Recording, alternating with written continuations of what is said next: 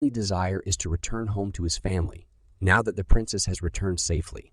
Tessia becomes anxious at the possibility of losing her new friends so soon. After discussing their options, the king and queen decide to reward Art for his bravery in saving their daughter. However, the teleportation gate that leads to the human kingdom only opens during the summit conference, which occurs once every 7 years. So instead, the king offers to send a group of guards with Art to escort him safely to his house. While the escort is prepared, the king offers to let him stay in the palace. He is given a comfortable room in the palace, but while taking a shower, he experiences another bout of pain from his manticore. He sits on the couch, holding the egg as a way to comfort himself. He starts to wonder how nice it would have been if Sylvia was here to help him. As he is lost in thought, he hears a knock at the door. Just as he opens the door, Tessia headbutts him without a warning. She is upset as Art is gonna leave soon. He is the first friend she has ever had. Moved by her sentiment, he comforts her by putting his arm around her and suggests they explore the castle together.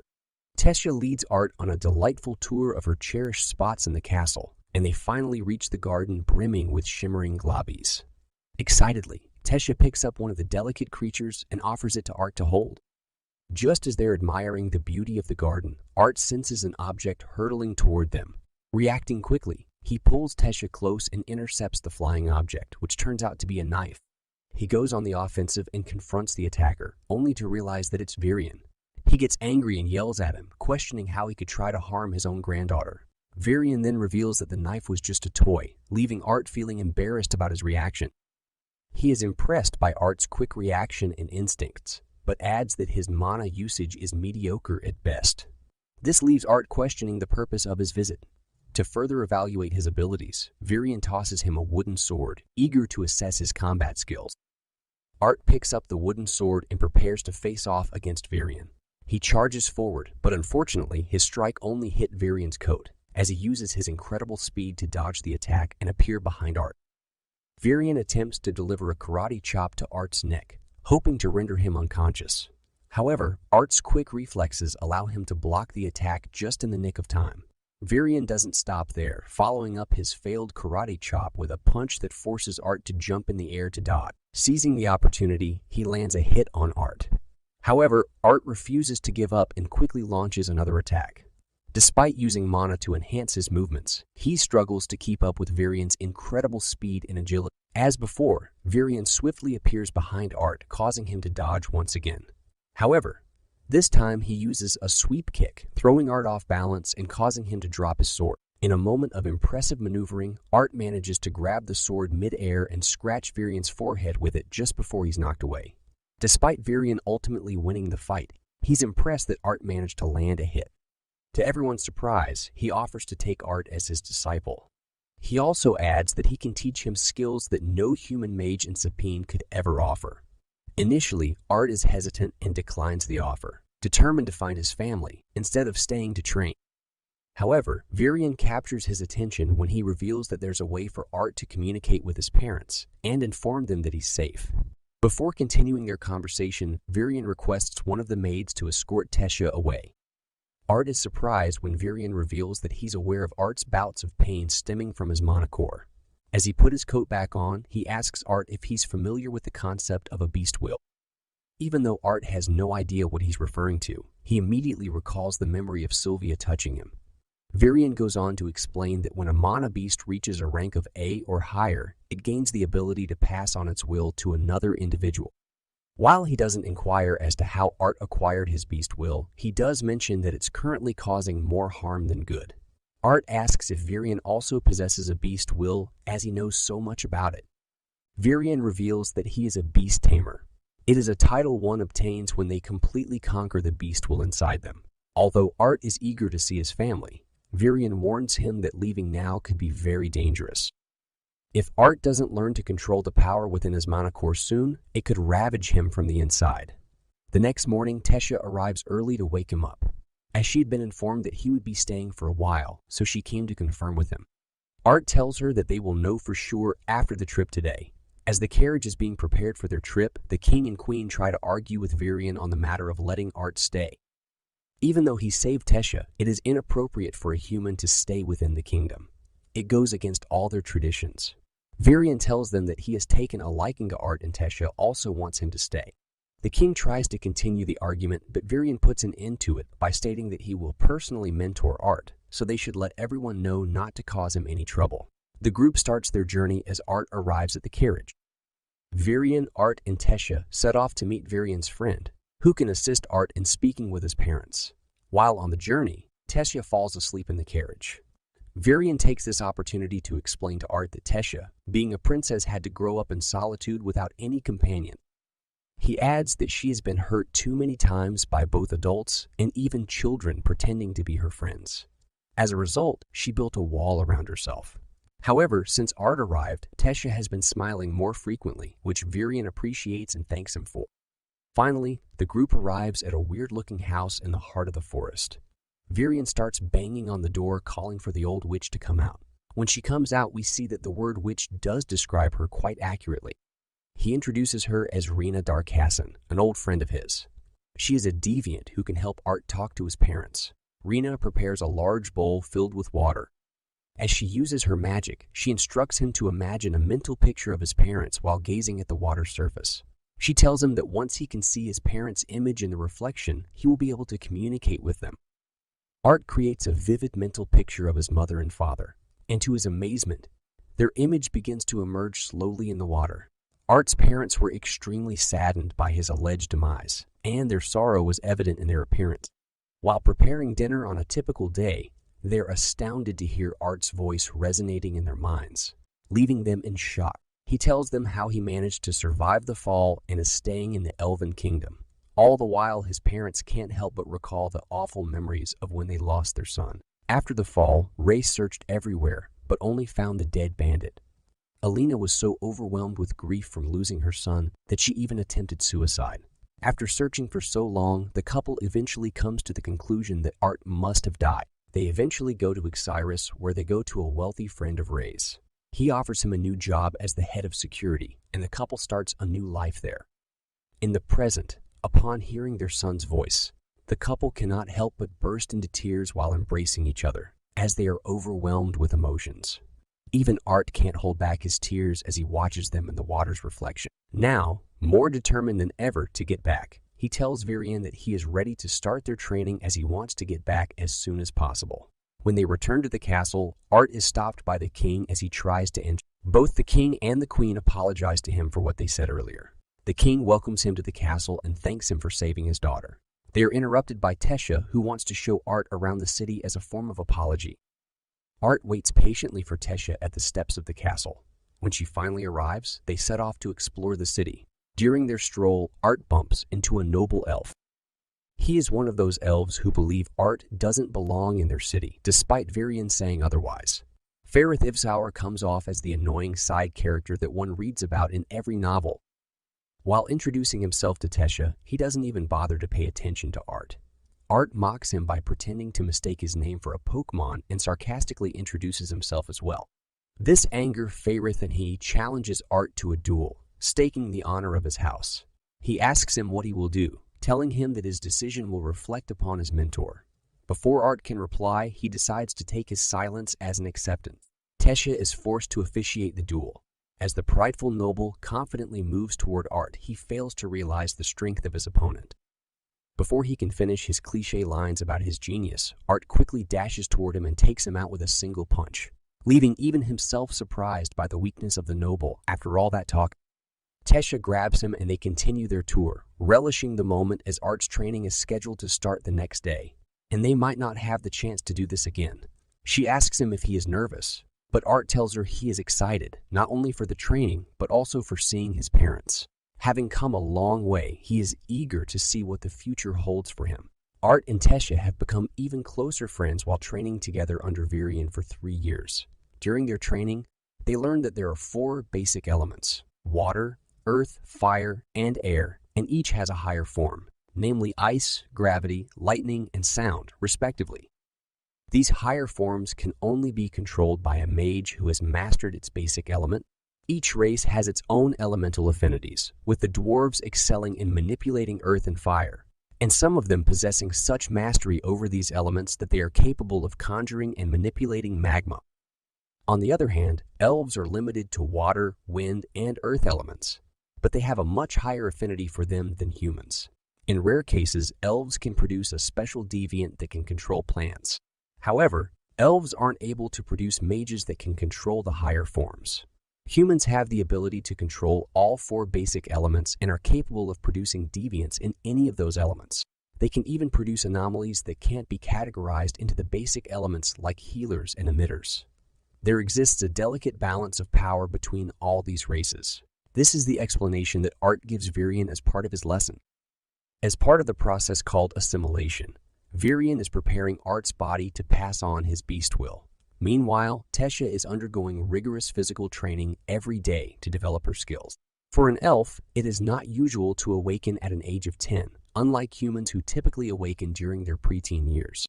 However, her awakening occurred at the tender age of 9, and since then, she's been honing her conjuring abilities under a mentor while simultaneously engaging in combat training with Virion. She is tired of getting beaten up all day, so she asks Virion to let Art do physical training as well.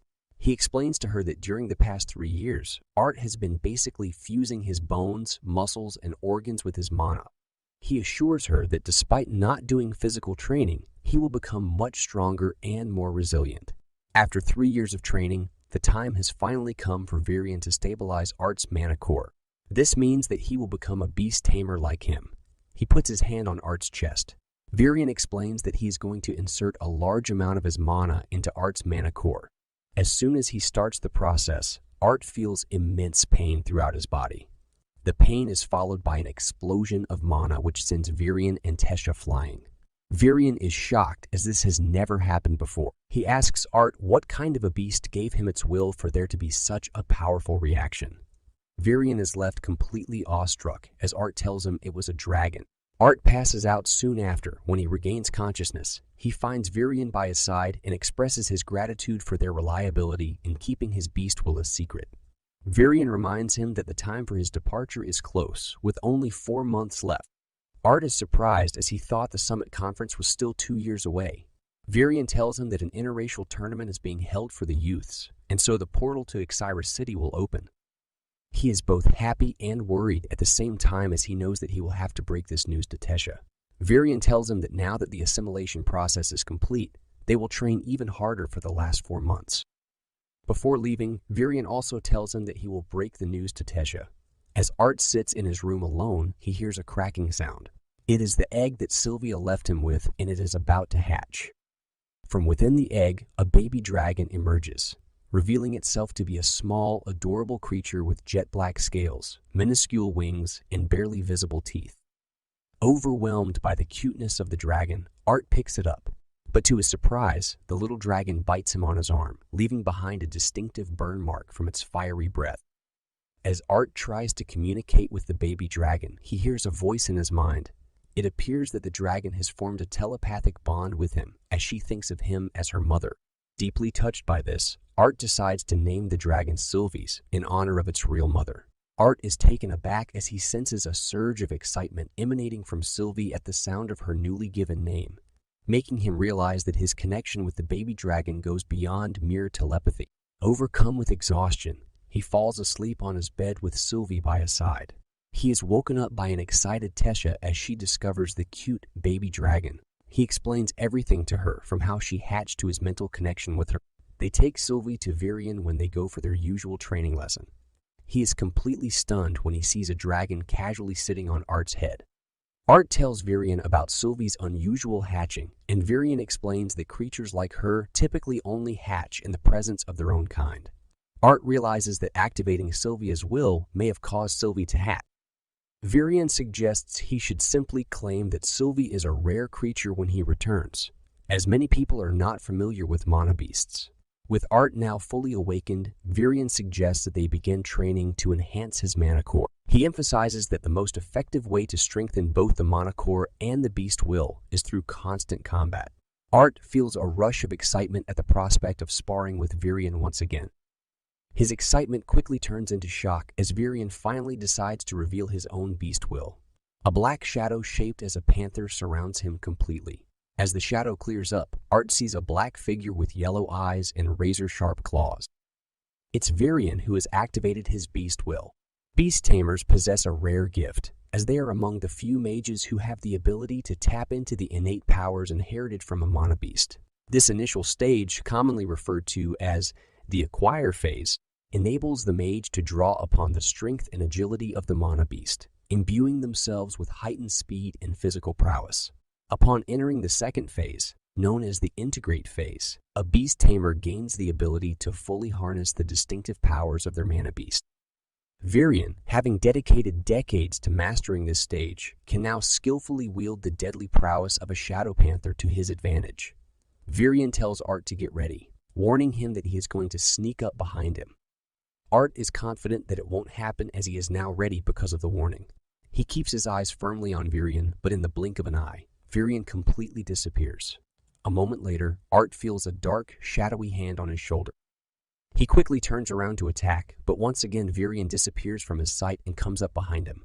Realizing the strength of his foe, Art decides to surrender as he knows he can't win if he can't even follow his movement. As Virion reverts back to his original form, he reveals to Art that while the integrate phase grants him immense power, it comes at a cost. The exertion of the transformation drains him considerably, despite his years of training. Art realizes that it wasn't just his speed. He couldn't feel Virion's presence at all. Virion explains that shadow panthers possess the innate ability to manipulate the wind and sound around them, rendering themselves entirely undetectable. Having completed the demonstration, they resumed their training. Days quickly passed as Art got immersed in his training. Through Virion's guidance and his own insight, he succeeded in unlocking the initial stage of his beast will. Virion also taught him how to hide his beast will when around other mages. Art spent most of his time either strengthening his mana core or studying the dragon will, and when he wasn't doing either, he was constantly sparring with Virion.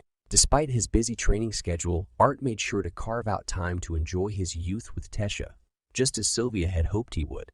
However, as the day of his departure drew near, he found it increasingly difficult to deliver the news to Tessia, whom he had spent countless days with over the past few years.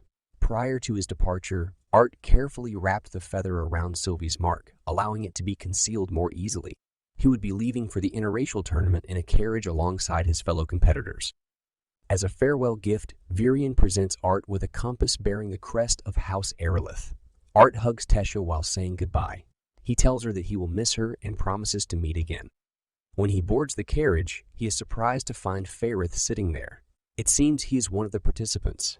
Before Faerith can start ranting about how he was beaten unfairly, Art grabs his hand and apologizes for what happened. Faerith is accompanied by two of his friends who are also from noble houses. After a long journey, they finally arrive at the floating city of Cyrus. Without hesitation, Art made his way directly to where his parents were staying. As he stood nervously outside the door, he couldn't help but feel a wave of memories wash over him, reflecting on his journey from the moment he became separated to the present. Despite his anxiety, he summons the courage to knock on the door and waits anxiously for a response. He hears the sound of a young girl's voice approaching. When the door opens, Art respectfully introduced himself to the maid, but his attention is quickly diverted when he saw the person he had been longing to see for so long. It was Alina, who had come to check up on her daughter, Eleanor. As Alina's gaze meets Art's, she is shocked to her core, and she drops the food she is carrying to feed Eleanor. Art can't hold back his tears as he meets his sister for the first time in his life. Alina quickly rushes over and embraces Art. When Ray hears what is going on, he too comes rushing over from all the way from the garden. He too hugs Art and Alina as the family of four all embrace each other tightly, with tears of joy streaming down their faces. After things settle down, Alina begins to ask Art all the typical questions that a worried mother would, such as how he has gotten so thin and how his voice has changed. As she does so, she calls out to Eleanor to come meet her older brother. She climbs down from the couch and makes her way to Art. He gets down on his knees and introduces himself to his sister. The two parents couldn't be happier watching their kids bond. After the initial questions, Art begins to explain everything to his family. Although he trusts them completely, he chooses to leave out the part about Sylvia and his beast will, instead telling them that he found Sylvie in a beast's den. He explains that her mother was dying from an injury and he couldn't save her, so he decided to adopt the little creature and raise her. He feels guilty about keeping secrets from his family, but he believes it's necessary to protect them until he becomes strong enough. Ray, being his usual self, asks him how strong he has become.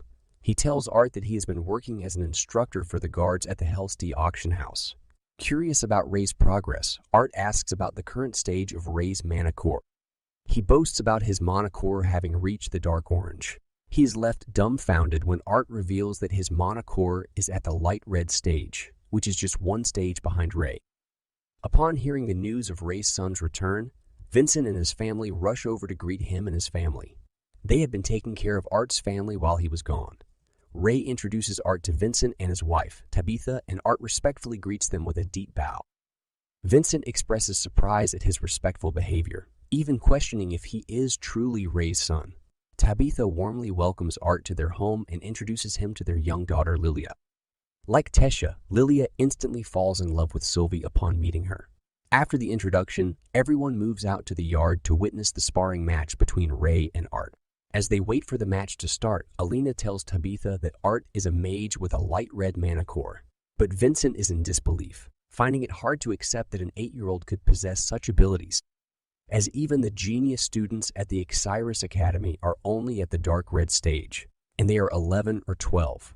As the duo kicks off their match, Art charges toward Ray with incredible speed. He attempts to punch him, but Ray skillfully blocks the attack. Ray grabs Art's arm, intending to toss him, but Art counters and flips him instead. Despite being thrown, he expertly maneuvers his footwork to avoid falling. With the fight reset, Ray shifts gears and advances to the next stage. He conjures his magical powers and bursts into flames, covering his entire body. When a child is born, their affinities and strengths are already set. Usually, parents consult professionals to learn what route to push their newborn mage towards. For conjurers, it is plainly obvious what their affinities are. But for augmenters, it's much more subtle until they cross a certain threshold and are able to manifest elements. For Ray, who has been fighting and training from an early age, it took him until the orange stage to turn his explosive mana into an actual fire. In Art's previous life, affinities weren't decided at birth, but it was a path that one chose to follow. This meant that they weren't restricted. Following Ray's lead, Art decides to manifest his own element, which is lightning.